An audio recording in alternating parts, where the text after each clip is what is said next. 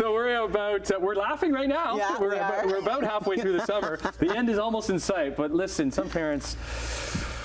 Let's just talk to the parents, shall we? Yeah, we should. How you doing? You nearing the breaking point? Well, good news. We're close. We have a mental health educator, Calissa Ngozi? Yes. Ngozi, on the show with us. To kind of help parents through maybe a few things that they're going through, because the summer is tough, because within school, they're going to school, you drop them off at school, you pick them up from school, obviously you're concerned about what's routine. Yes. We know what's happening. We know when the PA days are. We know when summer break is, March break, all of that. Summer is a completely different animal.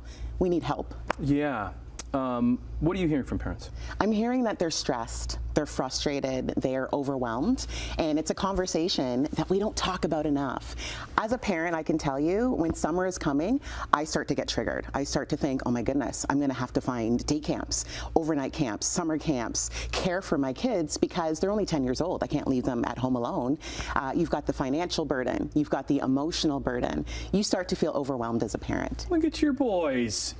That's them, my twins. Twins? Yes, fraternal twins. Oh my goodness. What do they get up to? How do they keep busy? Oh my goodness, soccer. 6 days a week, travel soccer. So is that good because they found a passion that they love? Yes, absolutely. You know, as parents, that's all we want. We want for our kids to be engaged in some sort of event, activity, so that they're not on their iPads, you know, on their systems all day long. That's what we're kind of going through, because keeping them busy and always asking, what can we do, right? And I think that when they're saying that, what can we do, and I think they're fishing for, okay, just go on your screens. Yeah. That's what they want, because that's what they want to do, right? But it's like, get outside and just figure it out. That's what I try to stress to them, that creative gene that they need to be doing. What can we tell parents? How can we help the parents that are watching right now? Well, Melissa? I think one of the things to recognize is that our kids' childhood is not ours. It's completely different. When you and I were little, we would go outside until the street lights came on. We would ride our bikes. You know, our parents weren't worried about us because they knew we'd come home. We would engage with our kids, go swimming at the pond. Nowadays, I'm on my system. I'm like looking at my iPad for 6 hours a day. And as parents, you feel guilty because you want your kids to be out in nature. You want them to be with their friends.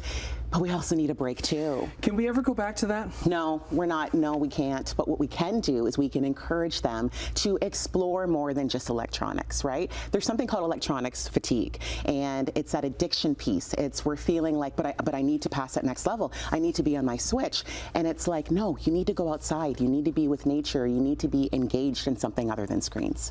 Self-dating, partner dates. Yes. Oh my goodness. I think that if you are coupled, if you have a partner in your life, we kind of forget to date when we're parents, right? It's because I'd rather just go home, go to bed. You know, I don't really want to go out. But we forget that we were people before we were parents, right? We were a couple.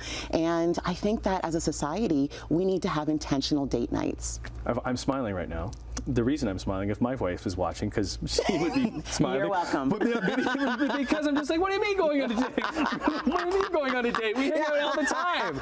But it's not the same going out and spending time together without the kids. You want to rock your wife's world? This is what you're going to do. You're going to plan a fantastic date night. Take her for a picnic, go for a walk, something. You need to engage with one another, and don't talk about the kids. Okay. Pressure's on. No, I feel pressure. Okay, we got a minute left. What about mindfulness and meditation? Mindfulness. It is about living in the moment. We're not thinking about the past. We're not thinking about the future. We are in the moment. We're taking space for one another. If you need to go in the bathroom and lock the door and just scroll on your phone because you're feeling triggered because the kids are all over the place in the summer, do it. It's okay. Self-care is important. It is okay.